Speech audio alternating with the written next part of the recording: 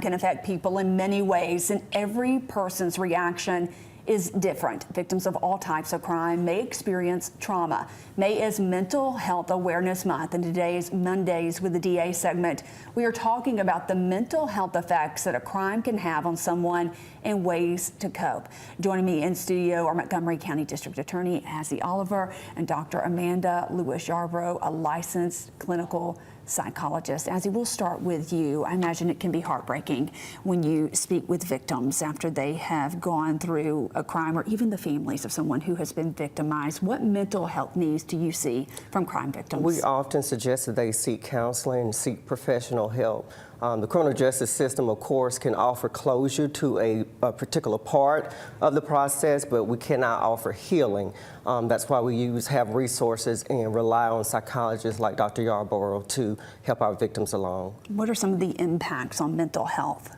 Yes, sometimes what we see with persons who have been victims, especially of violent crime, is things like PTSD or post-traumatic stress disorder. Many times they no longer feel safe in familiar environments to them. They usually have feelings of guilt. They no longer feel like they can trust anyone. So overall, both physically and mentally, we see a lot of things that come up with them. How do you help them work through that? What tools do you have? One is nationally recognized by the Center for PTSD, or the National Center for PTSD, is cognitive processing therapy. And what this does is not only does it teach them about what trauma is, it also gives them tools to address a lot of the symptoms regarding safety, trust, power and control, their ability to be close to others again. We also can make recommendations for medications as well. Usually the best combination is medication and both therapy together to help them begin to address and process a lot of the things that they've experienced. You help families find closure in the courtroom, but why is it important for your office to also make sure that they get help beyond that? Well, number one, if you care about people, it's more than just about what I do. That victim has to go on and continue living life, and those family has to go on and be able to function. We also don't want for them to get stuck in a rut to where they become victims again of crime, as well as committing crimes.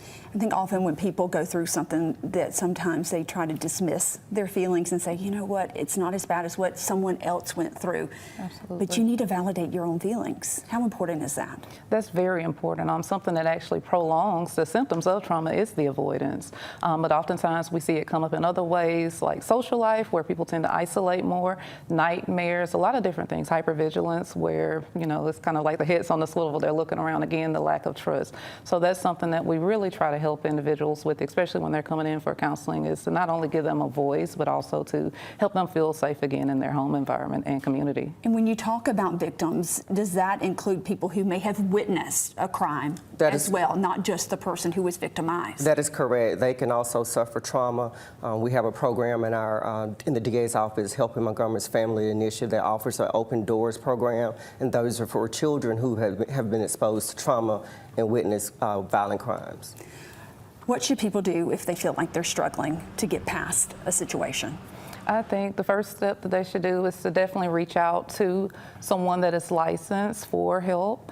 There are a lot of therapies, again, a lot of medications that are useful. There are resources online as well, but again, always reaching out to someone who is a licensed provider. Those can be found via online through like the Alabama Board of Examiners in Psychology or counseling to find those individuals who might have those areas of specialty. We had a young victim murdered here in Montgomery recently, and his mother had told us before he died, he had lost so many friends, and he said to his mom, why do my friends keep dying? How do you help young people cope with losing people who had so much life in front of them and who should still be here? Absolutely, and that's something that we unfortunately see a lot. You can see PTSD or trauma symptoms in individuals as early as 5 to 6 years old. Thankfully, there are a lot of therapies. Again, one of the ones that's the gold standard is cognitive processing therapy or prolonged exposure, and that's something where we can help walk them through the feelings, the emotions, and the thoughts to help them regain a sense of balance and safety again in life. Azzie, before we let you go, I want to ask you, this weekend we had a father and son arrested for murder. That father who was arrested in that case is someone your office is familiar with. Correct. He was previously charged with killing another person. and was convicted. That's correct. How frustrating is it for you in your office to see the same names coming through? It is extremely frustrating. We go into court trying to be voices for victims of crime, and we often have to remind the judges, remind the juries, and everybody that's court personnel that the victim is usually the one who didn't ask to be there. We're here because the defendant decided to commit a crime. It has become a generational thing where I see not only the young generation, but before you recognize the same names where their fathers and their mothers have been in the system.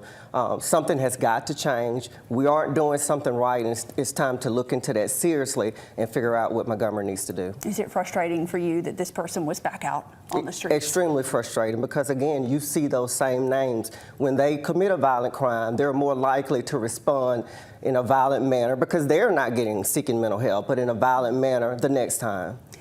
And for the children of someone who may have been arrested for a violent crime, how important is it to get those children help? I think it's extremely important. As Azzie Oliver stated, it's something that can tend to be generational.